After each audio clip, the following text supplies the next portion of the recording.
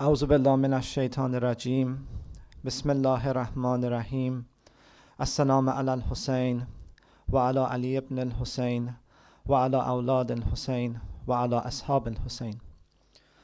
For the hastening of the reappearance of our Master Imam Zaman, may we recite one loud salabat. Allahumma salli ala Muhammad wa ala Muhammad. Over the last few days, we have talked about things that cause anxiety, depression, and a general lack of happiness in people's lives.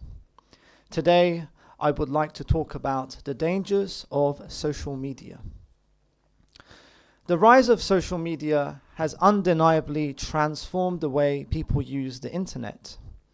Over half of the world's population, translating to more than 5 billion people, are active social media users, with this number expected to increase to over 6 billion by 2028. However, this powerful tool presents a double-edged sword. On one hand, it provides opportunities for increasing knowledge and building global connections. But on the other hand, the content we see and hear can damage our social interactions, mental health, and most worryingly, faith.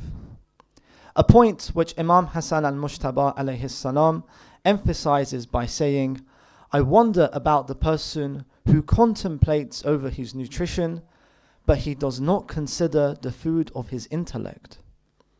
Therefore he avoids what hurts him in his stomach, but he allows his mind to be filled with what destroys him." One of the biggest dangers of social media is that it often distracts us from important real-life responsibilities. This is because social media platforms such as TikTok, Instagram, and Snapchat are designed to engage people, offering plenty of highly entertaining and addictive content. For kids, this could be things like pranks, video game streams, and funny memes. But for those who are older, it could be things like news, politics, people sharing their lavish lifestyles, and other posts which I don't want to mention on the member. In many ways, these posts are similar to the evil whisperings and temptations that Allah references in Surah An-Nas, which cause people to engage in immoral and time-wasting behavior. Within our own Shia communities, many of us are part of WhatsApp, Telegram, and IMO groups, where we share hundreds, if not thousands, of interesting religious posts. Now you might be questioning, what's wrong with that? Increasing our religious knowledge and spreading the remembrance of Allah is surely a good thing, right? Whilst this is true, spending countless hours scrolling through these notifications and posts also distracts us from the real remembrance of Allah. That isn't just sitting on a prayer mat or sharing religious posts, but rather involves us being active in working hard to earn a halal living, spending quality time with our wives and children, performing exercise which is important for both our physical and mental well-being, as well as many other duties that I'm sure you can think of. There are many moments in our lives where we wish we had more time. For example, I wish I had more time to spend with the kids. Or I wish I had more time to exercise. Or perhaps a very common one which you hear amongst the youth, I wish I had more time to study before my exam. But we often make the excuse that there simply wasn't enough time in the day to do those things or to do more of those things. Well, wouldn't it be better that we spend more time pursuing our own interests rather than following the interests of others on social media? Recent studies have shown that globally people spend on average 2.5 hours per day on social media. Now, assuming the average person goes on to live 80 and starts using social media from 12, which isn't an unreasonable expectation in today's modern society. People can spend a staggering 7 years of their lives watching content on social media. Yes, you've heard that correctly. 7 years. Perhaps even more concerning than that, teenagers spend on average 5 hours per day on social media, which represents more than 25% of their waking hours. Another danger of social media is that it encourages people to create profiles with carefully selected photos, status updates, and achievements that present this perfect version of ourselves to the world. People quite literally compete with one another to show off their wealth, popularity, and success. This behavior of showing off is in complete contrast. It is completely opposite to the humble and private behavior that Ahl Bayt alayhi salam have recommended we practice. The Prophet mentions in Mizan al-Hikmah, the worst thing I fear for you is minor polytheism, shirk. When he was asked to explain what he meant by this, he simply responded, showing off. Moreover, this culture of showing off can lead to feelings of worthlessness and anxiety amongst people in our society, which can eventually lead to feelings of jealousy and chesh, which is a leading contributor to lost blessings and calamities. The Prophet mentions half of the graves dug for my people is due to evil eyes, chesh. Now you might be thinking, well, who here is posting pictures of themselves in a Lamborghini or a private jet? Well, don't we post pictures of ourselves in our recent holidays? Or pictures of ourselves when we look our best, wearing our best suit? When we do these things, we are essentially doing the same thing. Additionally, the glamorous lifestyles that celebrities and popular social media influencers portray with their picture-perfect bodies, multi-million-pound car collections, fancy watches, and lavish mansions have resulted in an unrealistic as well as materialistic perception or definition of what success really is. We often view these posts and think to ourselves, wow, what an amazing life these people are living, without realizing that those same people are going through their own personal hardships, such as marital disputes, family issues, the loss of loved ones, depression, that they have chosen to carefully hide away from social media. Alaykum salam. We've all heard of famous celebrities who have committed suicide over the years. Take, for example, famous Hollywood actor Robin Williams.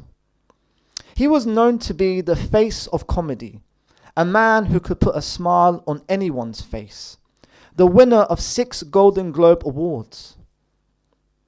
But yet this man was so unhappy in his life, so depressed in his life, that he took the decision to kill himself. Or what about popular musicians Avicii and Amy Winehouse, who have sold millions and millions of records all around the world? These people seemingly had everything you could want. They had the money, they had the fame, they had the success, but yet they were depressed to the point that they committed suicide. This distorted definition of success has affected the mental health of many, leading them to anxiety, depression, and perhaps most concerningly, body dysmorphia. Now, what is body dysmorphia? Body dysmorphia is when someone looks in the mirror and feels ashamed of the way they look. We have seen so many picture-perfect bodies on online posts and in advertisements all around us That as a society, we have come to expect that this is what normal looks like. This is what attractive looks like. But again, what we often fail to realize is that most, if not all, of those pictures that we see have been photoshopped. They have been taken under perfect lighting. They have been enhanced on a computer. And those same people look very different in the real world.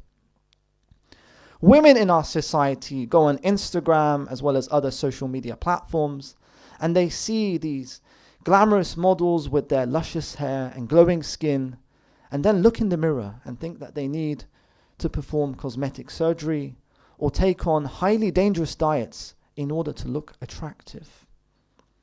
Men are also guilty of this as well in their own ways. The mental health consequences of this have been proven in countless studies that have shown that as people spend more time on social media, the risk of them developing serious mental health issues increases substantially, leading many to become reliant on the use of dangerous antidepressant drugs, such as Prozac and Prilogy, that are known to have some highly serious and harmful side effects, such as nausea, seizures, insomnia, as well as eating disorders, which cause people to either gain or lose weight in unhealthy ways. Now, after hearing this, you are likely thinking, so, what can we do in order to protect ourselves and our loved ones? Well, there are a number of tactics that we can use to our advantage. We all have our phones with us 24/7. And these days, all we have to do is just simply glance at it before it's unlocked and we have access to our social media. So one way, or one effective way we can reduce our social media usage is to delete the apps from our phones. And if it is absolutely necessary that we must access social media, then we must aim to restrict ourselves to only using the browser version that can only be accessed via a computer or laptop. Another effective way is to spend some time reflecting on the content you are watching and ask yourself, does this post benefit me in any way, or does it simply only benefit the person who has posted it? Also, spend some time reflecting on whether there could be a better use of your time at that moment. Are there perhaps other duties or responsibilities that you could be attending to in that time? If we are honest with ourselves, the answer will almost certainly always be yes. And a third very effective tactic is to use features that have been built into your smartphone already. The iPhone, as well as other smartphones such as the Samsungs, as well as the Galaxy phones or Google Pixel phones, have a feature which allow you to see how much time you have spent on different social media apps. This way you can better understand your viewing habits and make small incremental steps and goals into reducing your usage of social media. These phones also have a feature which allow you to set daily reminders, which after a certain time limit will actually lock the phone for the day, will lock the app for the day, and therefore you won't be able to access the app any longer until the next day. So it's a very effective way to, again, reduce your usage of social media. Now, what are the benefits of doing this? Well, studies have shown that by reducing our social media usage to only 30 minutes per day, we will see significant improvements in our mood.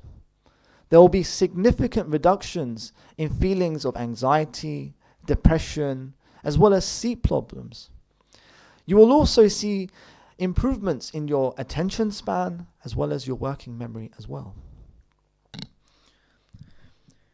Now, going back to my earlier point, how does The modern day definition of success as portrayed on social media compare with the benchmarks and expectations that have been set for us by Allah and the Ahlul Bayt alayhi salam. Is our purpose in this world simply to become famous and wealthy? Of course not. Nowhere has Allah said that our success is dependent on or measured by the number of followers we have on Instagram, the brand of our car, the size of our house, the number of digits in our paycheck. Rather, our success, or true success that is in the eyes of Allah, is dependent on the time and effort we have put into following the path and teachings of the Ahlul Bayt alayhi salam. Over the last few days, we have talked about highly important topics, such as the important role of a husband and a father, the importance of maintaining a healthy and well-balanced diet for ourselves and especially our children, the dangers of the very recent invention of the smartphone, how society does not prepare us for life, the role of a mother and a wife. And today we have talked about the dangers of social media. By acting on these topics, we will hold keys that will unlock our happiness as well as our true success in the hereafter, but also in this world as well. Now, one point to also mention here is that the modern day definition of success has made us think that in order to achieve happiness, we need to pursue these materialistic or worldly goals, right? Such as getting promoted, moving into a bigger house, going on fancy holidays, etc. And we think that by doing these things, we will actually reduce our levels of stress and anxiety. But this is far from the truth. The reality is quite different. When we actually pursue these things, we often find that over time our feelings of stress and anxiety actually increase. Therefore, our mindset needs to change. Rather than being selfish and thinking, what is my right? What is my right? We must change our mindset to, what is my duty? What is my purpose? What does Allah actually expect from me? Because only once you do your duty and fulfill your true purpose will you achieve true success and will you feel less stress and anxiety in your life and feel more fulfilled and happy. Now, people in today's society may look at the events of Karbala and say to themselves, Imam Hussein was not successful, since he and his companions had little to no followers. They were killed and they lost the battle. On the day of Ashura, Abbas was determined to fight. He was determined to defend his master Imam Hussein. But every time he would ask the Imam would respond by saying, Abbas, you are the captain of my army. You are my alamdar, my flag bearer. Without you, I have no army. As the battle raged, their thirst became unbearable. Imam Hussein went towards the enemy camp and asked for water, and he was met with the response from Shem, even if all of the earth was filled with water, I would not allow you a single drop of it unless you pledge allegiance to Yazid. Hearing the children's cries and their excruciating thirst, Imam Hussein granted Abbas permission to go and get water. Abbas immediately mounted his horse and made his way towards the Furat River. As he approached the riverbank, he put his palms into the water. But at that moment, despite his excruciating thirst, he remembered the children. He remembered how the children rejoiced, saying, "Our Uncle Abbas has promised us water. We will no longer be thirsty." So immediately he put the water back and didn't drink a single drop. He then hurriedly filled the water skin and made his way back towards the camp until he was cowardly ambushed from every angle, causing his blessed arms to be severed. But Abbas did not give up. Abbas is stronger than that. With even more determination, with renewed patience and courage, he continued to march forward until an arrow pierced the water skin and later his eyes.